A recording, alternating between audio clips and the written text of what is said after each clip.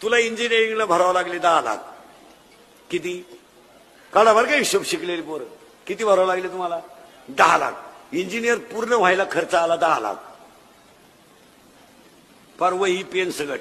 तू engineer केवढ्यात झाला? 20 लाखात. तुला जॉईंट करायला लागले 5 लाख, 25 लाख. कधी कमवशील तू? तेव्हा तू झाला 35चा. 36ला तुला पाहुणे आले, ते बी 3 वेळा नाही म्हणले बुवा. हाती यायला असं करता करता 38 आलं. 40ला तू पिवळा झाला, 41ला बाप झाला, 42ला शुगर आली,